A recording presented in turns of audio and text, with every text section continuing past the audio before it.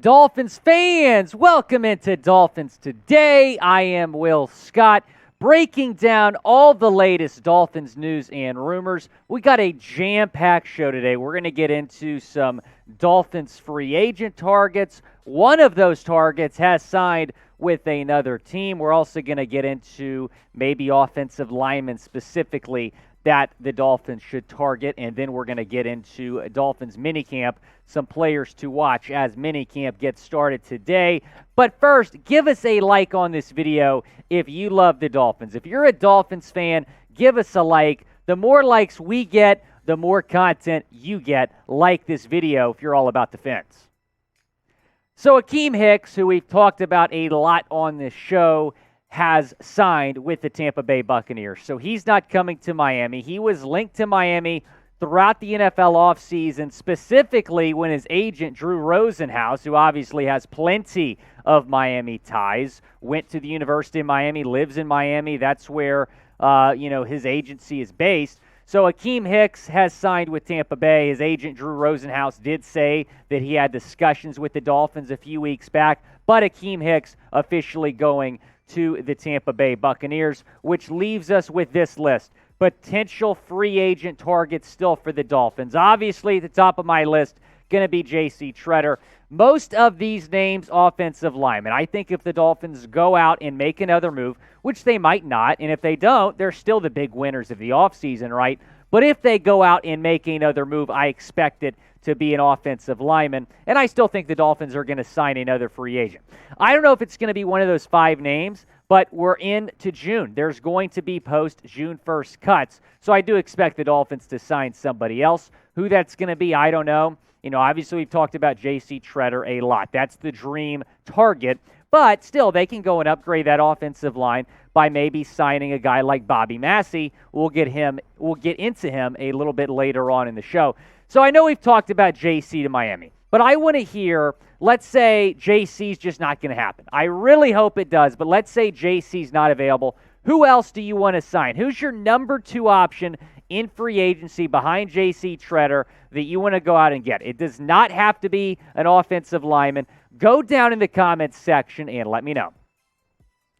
Let's get into some more news surrounding the Dolphins, and that would be that former Dolphins wide receiver Albert Wilson has officially left Miami, signing with the Minnesota Vikings. And we knew that Albert Wilson wasn't going to come back. We kind of knew that at the start of free agency. And let's take a look at the Dolphins wide receiver depth chart from last year. Now, I know that Will Fuller only played in 2 games, so that's why he's not on this list. Preston Williams only played in 8 games. I still threw him on here. So Albert Wilson was one of the Dolphins' top targets last year. Now, that is last year's wide receiver depth chart. Let's take a look at the depth chart now. That is so much better. Producer Trace, how much better is that? He says it's like 100 times better. So it is so much better right now than it was last year. Now, it's so funny because, Patriots fans have been talking, oh, we got Devontae Parker from y'all. Yeah, he was like our 5th wide receiver, and now he's your number 1. So have fun with that. The Dolphins absolutely stacked at wide receiver right now after a big offseason.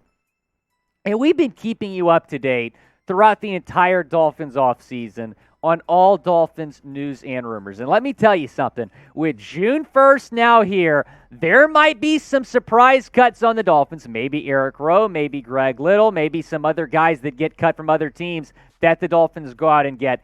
If anything happens, we're going to bring you a video here on Dolphins Today ASAP. If I'm on the 11th hole and I'm lining up for a 175-yard par 3 tee shot, and the Dolphins cut Eric Rowe, I'm going to make a video from the 11th hole on the golf course. Wherever I'm at, we're going to get you a video here on Dolphins Today. Hit that big red sub button right now.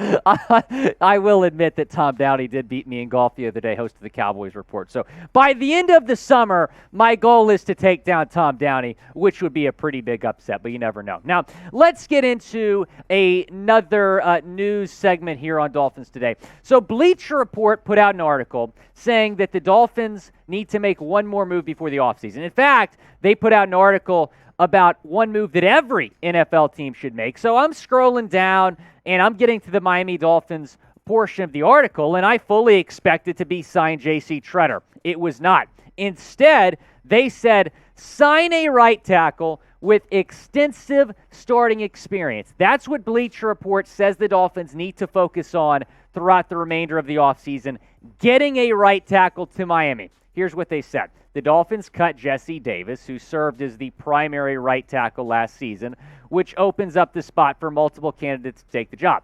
Austin Jackson, Liam Eichenberg, Greg Little could win a battle for the right tackle spot. Greg Little's not going to win that. But they should all have little or no experience on that side. They're right. For 2 years in Miami, Jackson has played on the left side. As a rookie last year, Eichenberg took most of the snaps at left tackle. Little has battled injuries through 3 seasons, suiting up for only 14 games, all with the Carolina Panthers, and he's played left tackle. So Bleacher Report's right. You really do not have that many guys that can play or that have played on the right side. Here are the 2 names that they have linked to Miami, Bobby Massie and Bryan Bulaga. Bulaga only played in 1 game last season for the Chargers before being cut. As for Bobby Massie, that might be your better option. He was the Denver Broncos starting right tackle last season, a seasoned veteran in this league, has been pretty consistent throughout his entire career. Now, I mentioned the Bulaga situation, right? He only played in 1 game last season, had a back injury, was waived by the Chargers in March with a failed physical designation. I don't like that. I don't like failed physicals. And then he missed 6 games in 2020 with various injuries. So I don't know if going out and signing Bryan Bulaga is the best option right now for Miami. But let me ask you, would you rather sign Bobby Massie or Bryan Bulaga to be your right tackle? Who would you rather have protecting to his blind side? If it's Massie, type M. If it's Bulaga, type B. Down in the comments section, it's the pinned comment on today's video. So when an ad break comes, go down in the comments section. Let me know what you think. If you're going with Massie or you're going with Bulaga. Bobby Massie is the better option, and it's not even close. I would be thrilled if they went out and signed Bobby Massie. That being said, I am curious to see what Austin Jackson, not as much Liam Eichenberg, what Austin Jackson can do at the right tackle position. I have more faith in him than I do Liam Eichenberg. Here's what Bobby Massie did last season. Now, his overall PFF grade was 70. That's good. That's fine. Not awesome, but not bad. I mean, Austin Jackson and Liam Eichenberg, their grades were far worse than that. His run block grade was really good. Pass block, not so much, and that's the one concern with signing him. He was ranked 48th out of all offensive tackles on PFF. Now looking at Bulaga's PFF grades, and he was great in Green Bay, right? He was with the Packers for a long, long time, and he was really good being Aaron Rodgers protecting Aaron Rodgers on that Packers offensive line. Now, in 2020, he was not great in L.A., missed 6 games due to injuries, and the reason that his 2021 stats aren't up here is because he only played in 1 game last season before being hurt, and he got waived due to a failed physical. The Chargers saved over $10 million in cap space by letting him go. So I think signing Bobby Massie is the better option, and this is what your offensive line depth chart would look like with Bobby Massie, and this looks I think, better than Austin Jackson at right tackle. So if you sign Massie or if you sign a right tackle, Austin Jackson could get traded. We talked about this last week. Now, I would not trade Austin Jackson if you do not sign a right tackle. That would be stupid. Even if you have faith in Liam Eichenberg at that position, do not trade Austin Jackson. Austin Jackson, I understand that he struggled in his first 2 seasons, but I want to see what this coaching staff can do with him. Matt Applebaum, new offensive line coach, I want to see what he can do. But that being said, Bobby Massie probably the better option. So if you sign Massie, that could be a 1-year, very, very team-friendly cheap deal. Then maybe you trade Austin Jackson for a 5th or 6th round pick. Now, Dolphins minicamp has begun today. We've talked about OTAs a lot on the show, but OTAs are technically voluntary, and pretty much everyone participated. But now this is, under contract, right? That they have to be at mandatory minicamp. That begins today.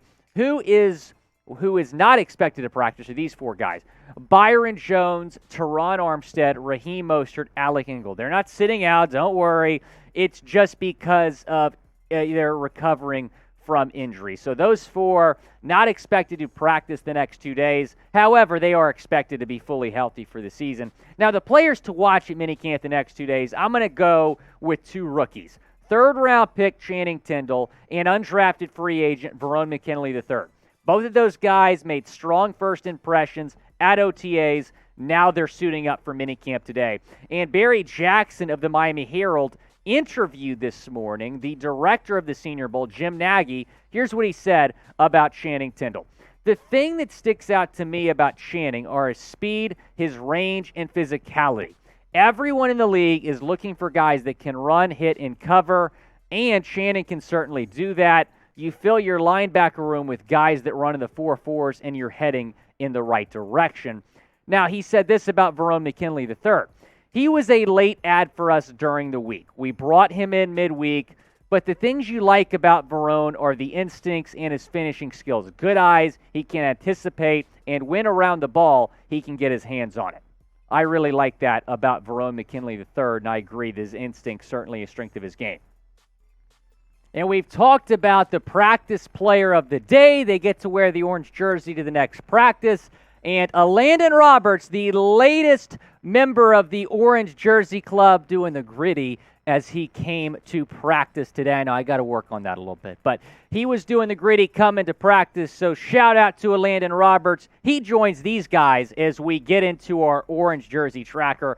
Every player that is named the practice player of the day, we're going to let you know about it. Jalen Phillips was the first, then Tua, then Zach Sealer, followed by Christian Wilkins, Robert Hunt, and now Landon Roberts, the newest member of the club. Want to give a birthday shout-out to Marvin Hutchin, who celebrated his birthday over Memorial Day weekend. Hope you had a great birthday, Marvin. That is the absolute best when you have a birthday on a holiday weekend. My birthday for like 4 years, all throughout college, fell on Labor Day weekend, which was awesome. So, Marvin, hope you had a great birthday, man. Thanks for always watching the show. And if your birthday's coming up, let me know down in the comments section, and I will give you a shout-out on your birthday. This has been Will Scott with Dolphins Today. Go Fins.